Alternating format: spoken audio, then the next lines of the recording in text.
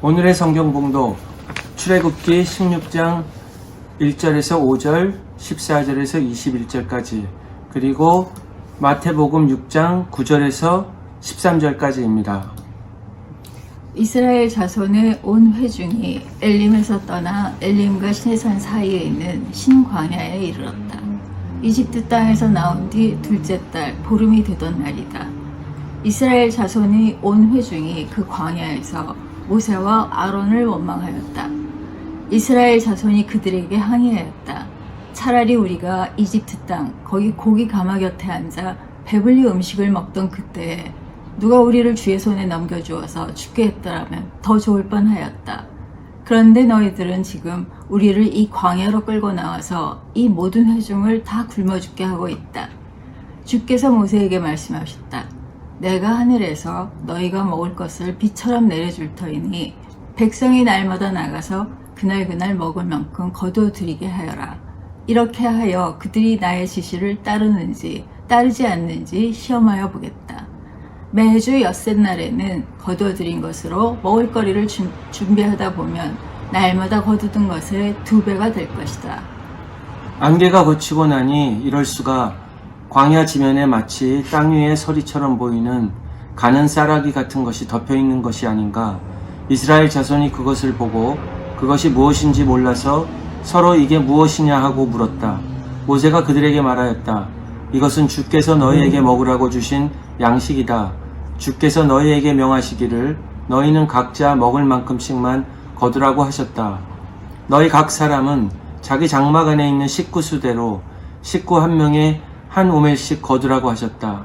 이스라엘 자손이 그대로 하니 많이 거두는 사람도 있고 적게 거두는 사람도 있었으나 오멜로 되어보면 많이 거둔 사람도 남지 않고 적게 거둔 사람도 모자라지 않았다. 그들은 제각기 먹을 만큼씩 거두어 들인 것이다. 모세가 그들에게 아무도 아침까지 그것을 남겨두지 말라고 하였다. 그런데 어떤 사람들은 모세의 말을 듣지 않고 그것을 아침까지 남겨두었다. 그랬더니 남겨둔 것에서는 벌레가 생기고 악취가 풍겼다. 모세가 그들에게 몹시 화를 내었다. 그래서 그들은 아침마다 자기들이 먹을 만큼씩만 거두었다. 해가 뜨겁게 쪼이면 그것은 다 녹아버렸다. 그러므로 그대들은 이렇게 기도하시오. 하늘에 계신 우리 아버지 이름을 거룩하게 하시오며 나라가 임하게 하시오며 뜻이 하늘에서 이루어진 것 같이 땅에서도 이루어지게 하시옵소서. 오늘 우리에게 필요한 양식을 주시옵고 우리가 우리에게 죄 지은 사람을 용서하여 준 것 같이 우리의 죄를 용서하여 주시옵고 우리를 시험에 들게 하지 마시고 악에서 구하시옵소서. 나라와 권세와 영광이 영원히 아버지의 것이옵나이다. 아멘.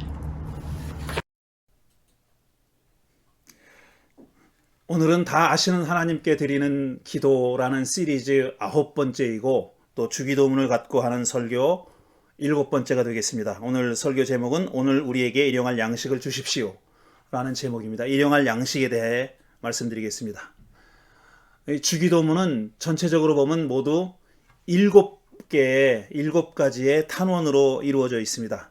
첫 번째가 하나님의 이름이 거룩히 여기게 해달라는 기원이고, 두 번째는 하나님의 나라가 임하게 해달라는 기도이고, 또 세 번째는 하나님의 뜻이 하늘에서와 같이 땅에서도 이루어지게 해달라는 기원, 그리고 네 번째가 오늘 얘기할 일용할 양식을 달라는 기도이고, 다섯 번째가 우리가 우리에게 죄 지은 자를 사해 준 것처럼 우리 죄를 사해 달라는 기도입니다. 그리고 여섯 번째가 시험에 들게 하지 않게 해달라는 기원이고, 마지막으로 7번째는 악에서 구해달라는 기도입니다. 구조적으로 보면은 구조라고 할 것도 없지만 이 주기도문은 2개의 단락으로 이루어져 있습니다. 첫 번째, 두 번째, 세 번째 기도는 하나님에 관한 기도가 되겠습니다. 그러니까 하나님의 이름이 거룩히 여기게 해달라, 그 다음에 하나님의 나라가 임하게 해달라, 그 다음에 세 번째 하나님의 뜻이 하늘에서와 같이 땅에서 이루어지게 해달라. 그러니까 하나님의 이름과 나라와 뜻과 관련된 기도이고, 두 번째 단락은 일용할 양식을 달라는 기도, 그 다음에 죄를 사해달라는 기도, 그 다음에 시험에 들지 않게 해달라는 기도, 마지막으로 악에서 구해달라는 기도, 이겁니다. 그러니까 이름, 하나님의 이름과 나라와 뜻, 이게 첫 번째 단락이고, 두 번째 단락의 기도는 밥과 죄와 시험과 악, 이 네 가지를 위한 기도가 되겠습니다. 그러니까 앞에 세 가지 탄원은 하나님과 관련된 기도이고, 뒤에 네 가지 탄원은 사람과 관련된 기도입니다.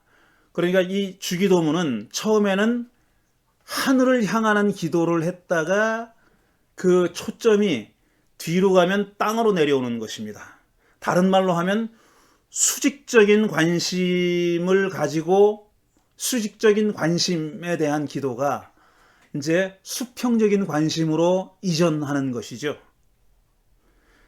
그렇게 수평적으로 이동된, 아니면 하늘에서부터 땅으로 방향 전환을 하게 된 이 전환점에 서 있는 기도 제목이 뭐냐 하면은 일용할 양식입니다.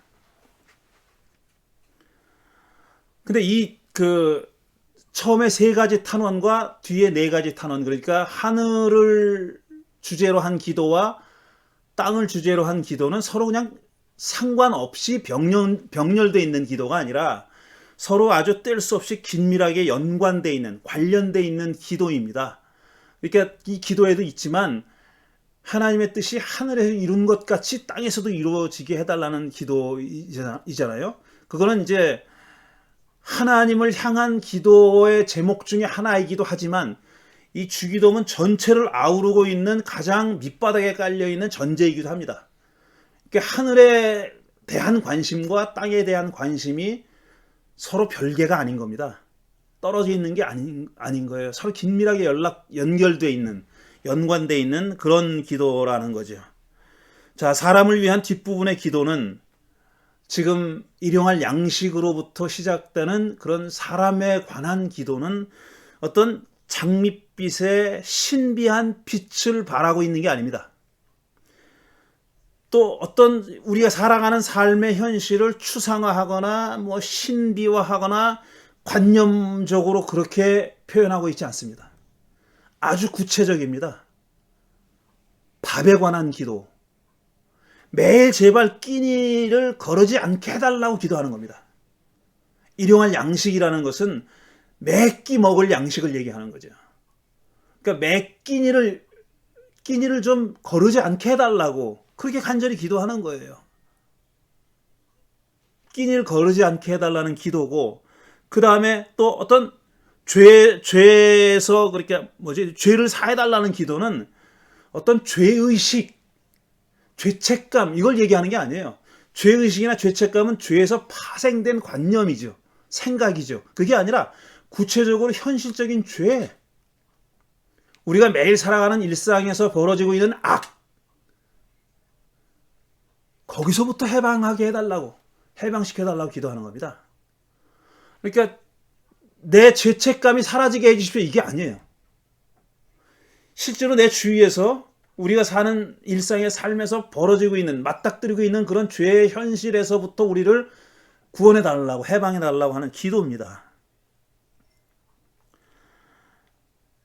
그 다음에 또 바르게 살려고 아무리 애를 써도 매일매일 부딪히는 각양각색의 유혹에서부터 우리를 건져달라고 기도하는 것이고, 그 다음에 세상이 선과 정의보다는 악과 불의가 판치고 있다는 사실을 날카롭게 인식하면서 그런 악에서부터 우리를 구원해달라고 기도하는 겁니다.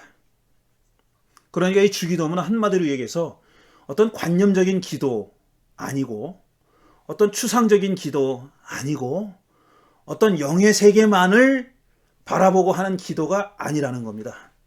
아주 현실적이고 구체적이고 그야말로 뼈와 살이 느껴지는 그런 기도인 겁니다. 그 중에서 오늘은 일용할 양식을 달라는 기도에 대해서 얘기하겠습니다. 저는 이 일용할 양식을 달라는 기도, 주기도문의 이 기도를 생각할 때마다 빼놓지 않고 떠오르는 한 문장이 있습니다. 제가 어디서 읽은 건지 오래전에 읽어서 출처를 기억 못하겠는데 이런 문장이에요. 아침에 눈을 뜨면 어떤 사람은 다양한 음식들을 머리에 떠올리면서 오늘은 뭘 먹을까 하는 것을 고민하는데, 또 다른 어떤 사람은 오늘은 과연 먹을 수 있을까? 오늘도 과연 먹을 수 있을까를 걱정한다. 이게 우리가 살아가는 세상이다. 어디서 읽었는지 기억 안 나고 굉장히 오래전에 읽은 겁니다. 한 40년도 넘었을 거예요, 아마. 제가 이 글을 처음 읽었어요. 물론 제 짐작에는 어떤 남미 해방신학자의 글에서 읽었을 것 같습니다. 정확하진 않아요. 제가 기억하지 못합니다. 제가 이 글을 읽었을 때 저는 아침마다 눈을 뜨면은 오늘 과연 먹을 수 있을까를 걱정하지 않았습니다. 그 정도로 살아본 적은 없습니다, 제가. 그 정도로 경제적으로 어렵게 살아본 적은 없어요. 그러니까 그런 걱정을 해본 적은 없어요. 물론 제가 아주 럭셔리하게 오늘은 뭘 먹지? 아침은 뭘 먹지? 점심은 뭘 먹을까? 이건 지루한데? 그건 어저께도 먹었는데? 이런 생각을 하면서 살아보지도 않았어요. 그 중간에 어디쯤이었죠? 그 두 가지 생각 중에 어느 한 가운데 어딘가에 제 삶이 놓여 있었습니다.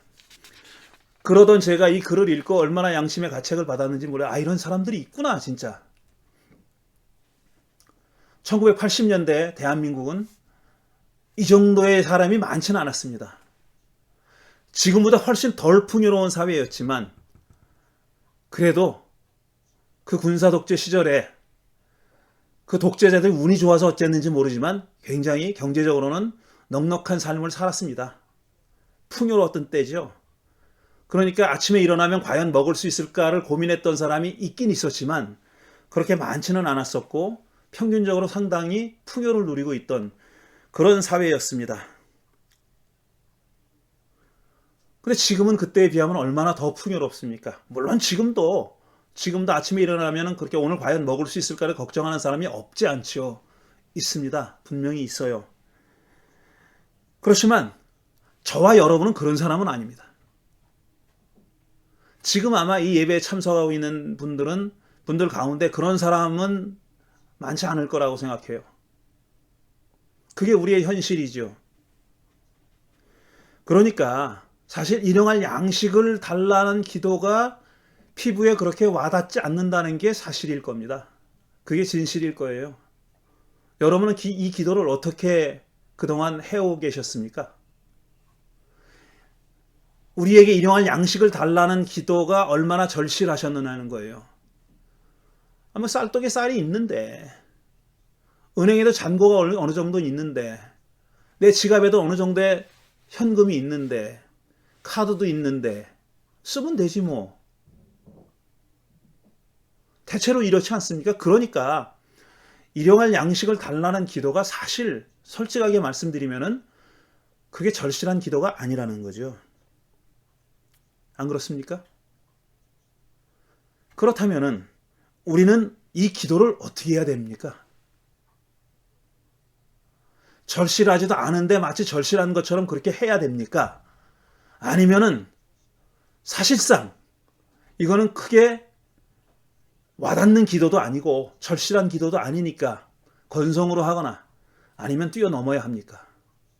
도대체 일용할 양식을 달라고 하는 이 주기도문의 이 귀절이 하늘로 향했던 시선이 땅으로 돌아오는데 첫 번째 위치하고 있는 이 기도를 우리는 어떻게 해야 하는가 하는 얘기입니다. 우리는 일용할 양식을 위해서 간구하는 것보다는 오히려 그 반대로 성인병과 영양과잉과 무슨 어떻게 하면 살을 뺄 수 있을 것인지 어떻게 하면 덜 먹고 건강하게 살 수 있을 것인지 이걸 걱정해야 하는 그런 처지 아닙니까? 그게 우리들의 현실 아니냐는 거죠. 그러니 일용할 양식을 달라고 하는 기도보다는 영양과잉이나 비만이나 이런 걸로 일찍 죽지 않게 해달라고 하는 기도가 더 정직한 기도고 더 현실적이고 솔직한 기도가 아니냐는 얘기입니다.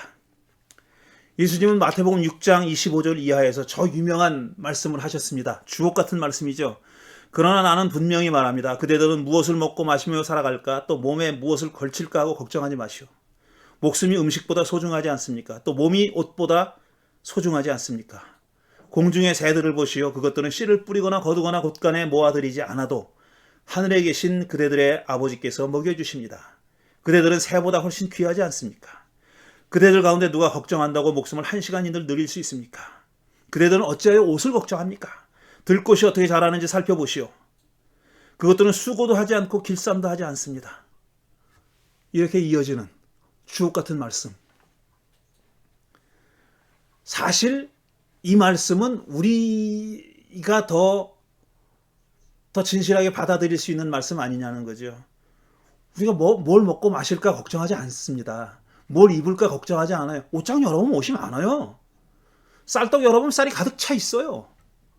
그게 우리들이니까. 사실 이 말씀은 지금 예수님이 그 시대 2000년 전에 이 말씀을 들었던 그 가난한 예수의 민중들보다 우리에게 더 절실한, 더 맞는 말씀 아니냐 하는 거죠. 그렇지만 예수님은 마지막 절에서 이렇게 34절에서 이렇게 말씀하십니다. 내일 일은 걱정하지 마시오. 내일 걱정은 내일에 맡기시오.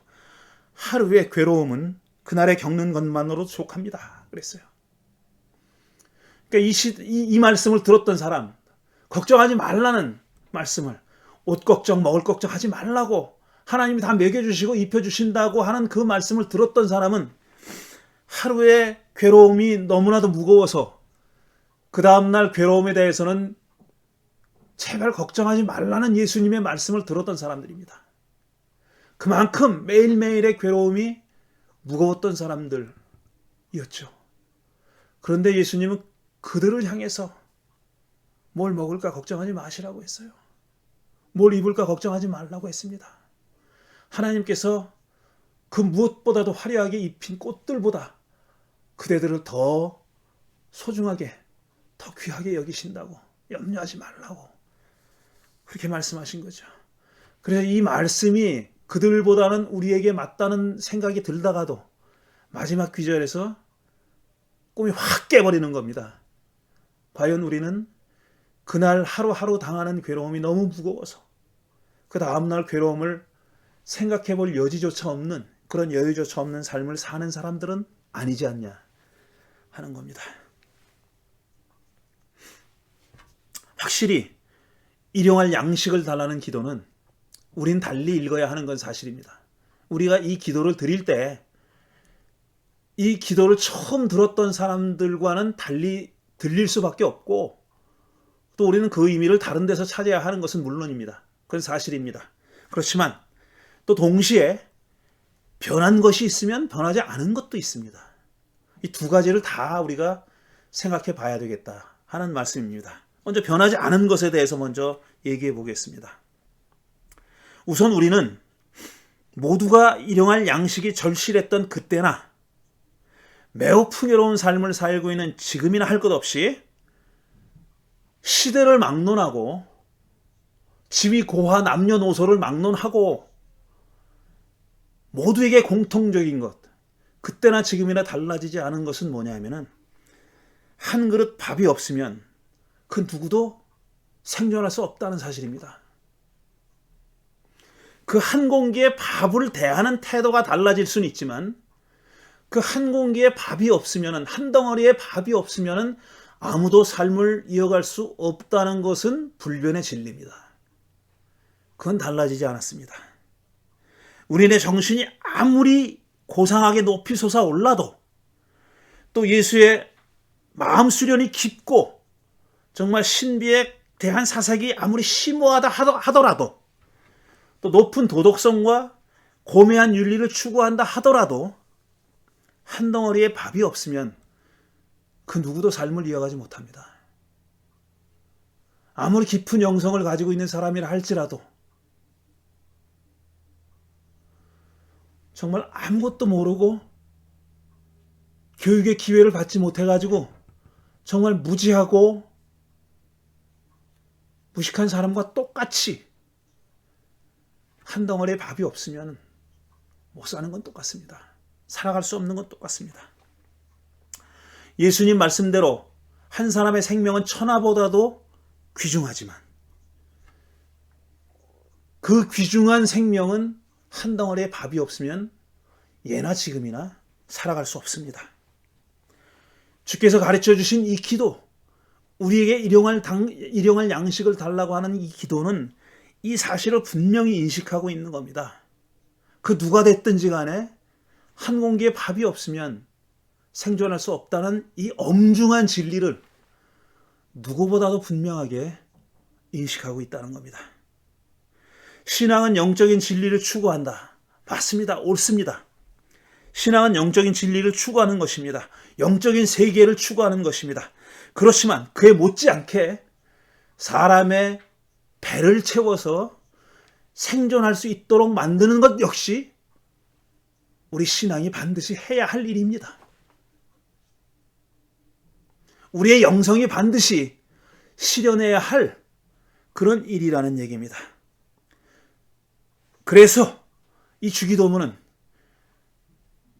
하나님의 이름과 하나님의 나라와 하나님의 뜻에 대한 지대한 관심을 가지고 있는 것처럼 한 덩어리의 밥에 대한 관심 또한 그렇게 지대한 겁니다.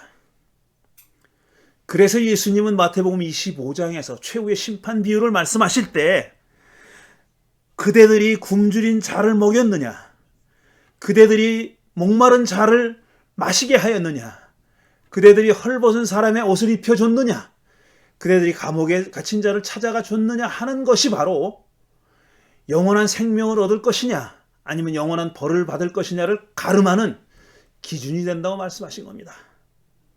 그 비유에서 예수님은 그 어떤 영적인 고차원적인 어떤 그 깊이와 심오함을 말씀하지 않으셨어요.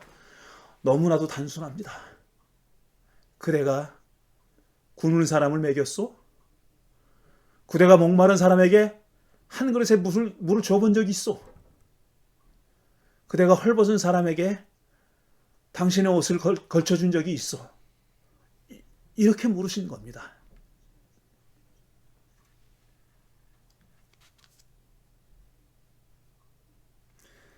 하나님은 우리가 하나님 자신의 일과 하나님의 뜻과 하나님의 나라와 한 덩어리의 밥과 이 세상에 있는 죄악과 이 세상에 있는 유혹과 악을 분리하지 않았습니다. 둘로 나누시지 않았습니다. 하나님의 일이 곧 사람의 일이고 하나님의 뜻이 곧 하나님의 의지다. 사람의 의지다. 저 멀리 저 먼 하늘에서 이루어져야 하늘 하나님의 뜻이 이 땅에서도 반드시 이루어져야 한다고 그렇게 말씀하신 겁니다. 이 사실은 변하지 않았습니다. 달라지지 않았습니다. 그때나 지금이나 똑같습니다. 하지만 변한 것도 있죠. 물론 변한 것도 있습니다. 예수님은 일용할 양식을 우리에게 달라고 말씀하셨어요. 그렇게 기도하라고. 오늘 우리에게 일용할 양식을 달라고. 우리에게 달라고 했습니다. 사람이 자기 배를 채우는 일은 전적으로 개인적인 일입니다. 어떤 음식을 먹느냐, 어떤 미각을 가지고 있느냐, 얼만큼 먹어야 배가 부르느냐, 하루에 2끼를 먹느냐 3끼를 먹느냐, 그건 사람에 따라 다 다릅니다. 이건 개인의 욕구와 욕망에 관련된 일이죠. 사람이 그 배고픔의 욕구를 채우는 일은 절대적으로 개인적인 일입니다. 그래서 누구에게서 음식을 빼앗아서도 안 되지만 음식을 강요해서도 안 되는 겁니다. 어떤 특정한 음식을 먹으라고 그렇게 강요해서도 안 되는 거고, 싫다는 사람 억지로 먹이면 고문입니다. 그건 철저하게 개인적인 일이죠. 그렇지만 이렇게 개인적인 욕구, 개인적인 욕망, 이런 개인적인 욕망을 충족시키는 데는 반드시 공동체적으로, 사회적으로 노력하는 일이 필요합니다. 욕망은 개인적이지만 그걸 충족시키기 위해서는 사회적인 노력이 필요하다는 거예요. 어떤 한 개인이 자기의 욕망을 전적으로 개인의 힘만으로 채우지 못합니다. 그게 가능하면 왜 복지가 필요하고 왜 사회복지가 필요하겠어요? 왜 정부가 필요하고 왜 공동체적인 노력이 필요하겠습니까? 지금 지구에서 생산되는 식량은 식량의 양은 전 인류를 다 먹이고도 남습니다. 대략만 계산해도 전 인류가 필요한 식량의 110%나 115%를 생산하고 있다 그래요. 지금 현재 그렇다는 겁니다. 모든 인류가 75억인지 78억인지 모르겠는데 그 인류가 다 먹고도 한 10%나 15%가 남는다는 거예요. 그게 우리 인류가 생산하고 있는 식량의 양입니다. 그런데 지금 굶어 죽는 사람이 얼마나 많은지 아십니까? 지금 굶어 죽는 사람이 굶주림에 시달리고 있는 사람이 전 인구의 7억. 70억이라고만 계산해도 10%가 지금 굶주리고 있는 거예요.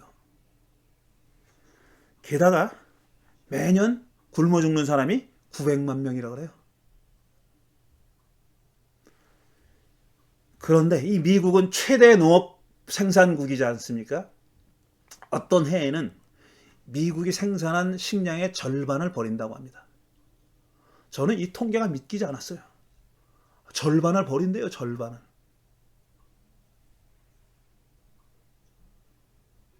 그런데 전 세계 인구의 7억 명이 굶주리고 있고 매년 900만 명이 굶어 죽는다는 거예요. 제가 수십 년 전만 해도 몇 초에 한 명씩 굶어 죽는 아이가 있다 그랬어요. 그게 뭐 몇 초 안 됩니다. 그래서 하루에 굶어 죽는 아이가 몇만 명이라 그랬어요. 5만 명인지 3만 명인지 기억은 안 납니다. 숫자가. 그게 한 20년 전 통계입니다.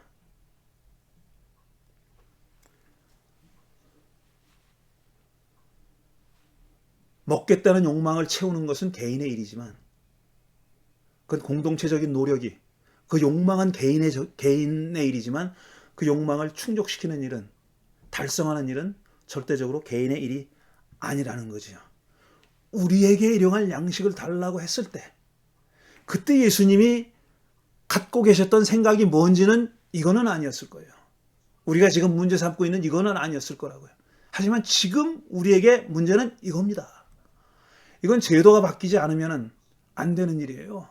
어떤 거시적인 제도가 바뀌지 않으면 안 되는 일이고 시대 정신이 바뀌지 않으면 안 되는 일이고 인류의 도덕 윤리가 고양되지 않으면 안 되는 일이에요. 그건 개인의 노력으로 할 수 있는 일이 아닌 거죠. 이 생존하겠다는 욕구로 채워주는 일은 반드시 제도적이어야 하고 구조적이어야 하고 공동체적이어야 한다는 겁니다. 도대체 어떻게 해야 될까요? 이런 문제를 해결할 때는.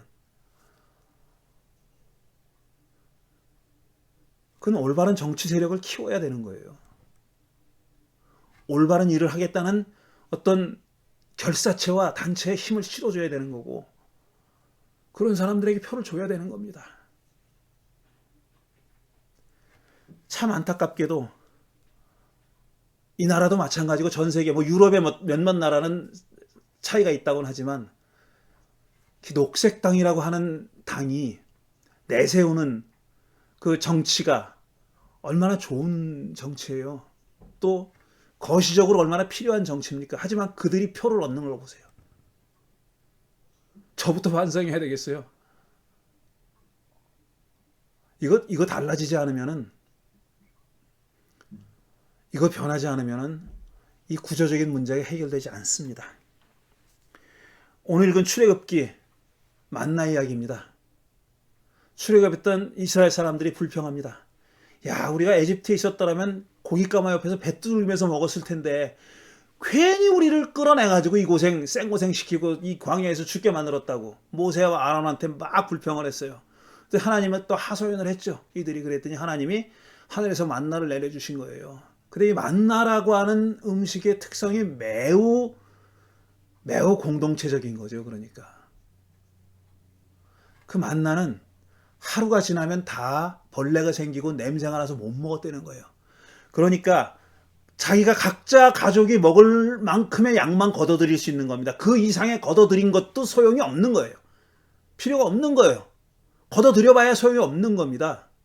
단 안식일 전날 것만 괜찮았다는 거예요. 안식일에 나가서 걷어들이지 않아야 되니까 그건 안식일이니까 걷어들이지 못하게 돼 있으니까 안식일 전날 걷어들인 것만 그 다음 날까지 상하지 않았다는 겁니다. 이건 매우 중요한 교훈이 있는 거죠. 여기는 지금 출애굽 왜 하나님이 야훼 하나님이 그 히브리인들을 이끌어냈느냐, 야훼 하나님이 그리고 있는 당신의 백성의 공동체의 어떤 그 공동체 정신이 무엇이어야 하는지 그걸 보여주는 겁니다.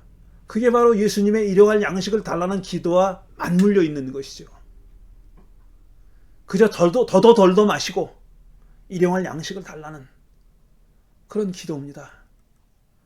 그런 일이 예수님이 이 말씀을 하셨던 그 수백 년 전에 1200년 전에 이런 방식으로 모델을 보여주셨다는 거죠. 만나라고 하는 방식으로. 일용할 양식은 하나님께서 주시는 선물입니다. 자기가 아무리 노력해서 땀 흘려서 그것을 벌었다 하더라도 그건 여전히 하나님의 선물입니다. 하나님의 선물 귀중하게 써야죠. 남용하지도 말고 축적하지도 말아야 된다는 겁니다.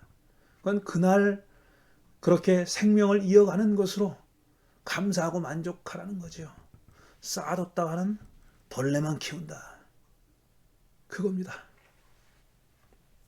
그러니 일용할 양식을 달라는 기도를 우리는 어떤 마음으로 해야 되겠습니까? 어떤 마음으로?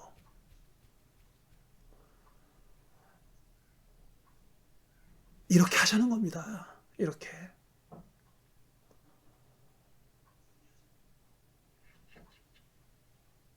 너무 쌓아두지 말고 그렇게 하자는 거예요. 여러분 개인이나 우리 교회나 마찬가지입니다. 그렇게 쌓아두지 말고 하자는 거예요. 제가 여러 번 말씀드렸는데 원래 원고에 없는 얘기 또 합니다. 제가 처음 서울 향림교회 부임해가지고 전도사 노릇할 때입니다. 그때 담임 목사님, 고인 되신 홍문수 목사님, 그 전에 담임 목사님이 계실 때 교회 이사 가려고 지금 우리가 지난 주일에 그 김혜준 교가 기도 제목을 보내줘가지고 같이 기도했잖아요. 그 교회가 결국 이사를 가요 이제. 근데 그때 30년 전에도 이사 갈 계획을 하고 있었어요. 30년이니까 1986년 7년이니까 뭐 계산도 안 나오네요. 어쨌든 그때 이사 가려고 건축원금이라는 걸 쌓아놓은 게 있었어요. 그때 돈은 현찰 3억이 있었어요. 1986년도 7년도에 3억입니다.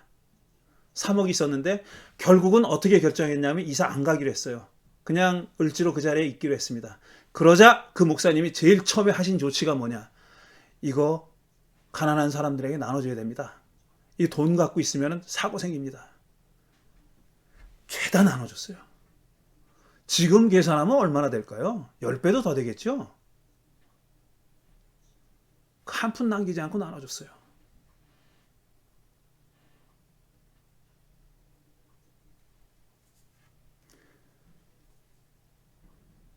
저는 교회는 그렇게 살아야 하고 그리스도인들도 그런 마음으로, 그런 마음가지로 사는 게 맞다고 생각합니다. 그런데 지금 우리가 풍요로운 사회를 살고 있다고 말씀드렸는데 지금도 여전히 일용할 끼니를 잊지 못하는 사람들이 있습니다. 제가 재작년에 한국 갔을 때 여러분들에게 짧게 말씀드린 적은 있는데 그 민들레 국수집이라는 것을 운영하고 있는 서영남 님을 만났습니다. 그 전에도 알고 있었어요. 제가 그런 소식은 알고 있었는데 직접 그분을 만날 기회가 있었어요. 그분은 서영남 선생님은 수사하셨어요. 그러니까 카톨릭 수사, 신부가 되는 건 아닌데 말하자면 서원을 하는 거죠. 신부가 되진 않지만 평신도로서 수도자의 삶을 살겠다고, 결혼도 하지 않고 수도원에 들어가서 수도자의 삶을 살겠다고 약속했는데 파기하고 환속하셨어요. 세상으로 돌아오셔가지고 결혼도 하시고 맨 처음에 지금부터 19년 전에 300만 원 가지고 이 민들레 국수집을 시작하셨어요. 이분의 생각은 뭐냐 하면은 그때 19년 전이니까 그때 지금보다 훨씬 더 안 좋았을 때죠. 그때 노숙자들에게 한 끼 따뜻한 밥을 먹여주자 하는 그런 일을 하신 겁니다. 이 서영남, 수사라고 부르는 거 싫어하니까 수사라고 안 부르겠어요. 서영남님께서 그 민들레 국수집을 19년 전에 시작하시면서 내세운 생각이 있었어요. 가지고 있었던 생각이 뭐냐? 정부 지원 안 받는다.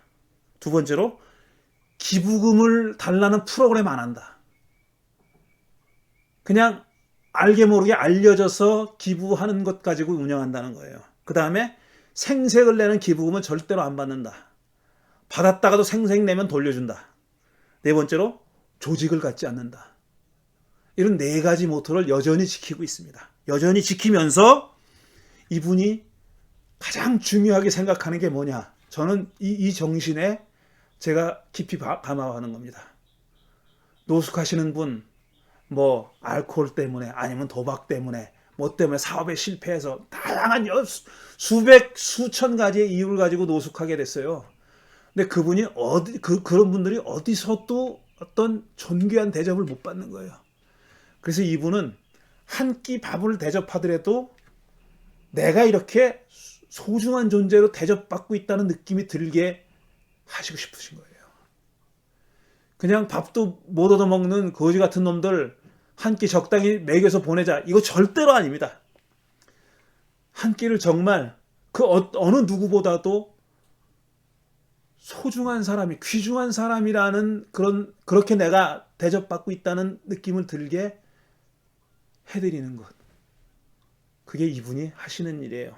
사진을 좀 보여드릴게요. 몇 가지 사진. 자, 이분이 서영남 님이십니다. 지금도 저 자리에서 민들레 국수집을 하고 계시는 거고요. 계속 사진을, 이렇게 줄을 서가지고 식사 때문에 기다리는데 일주일에 이틀은 쉬어요. 왜냐하면 이틀은 이 선생님의 부부가 교도소를 방문해가지고 수감자들과 대화하고 얘기하는 시간입니다. 그래서 멀리까지 가요. 제가 다음에 청송 감호소입니까? 거기 같이 가기로 했어요. 이분하고. 근데 코비드 때문에 못 가고 있는 거예요. 이렇게 밥을 대접합니다. 이게 도시락입니다.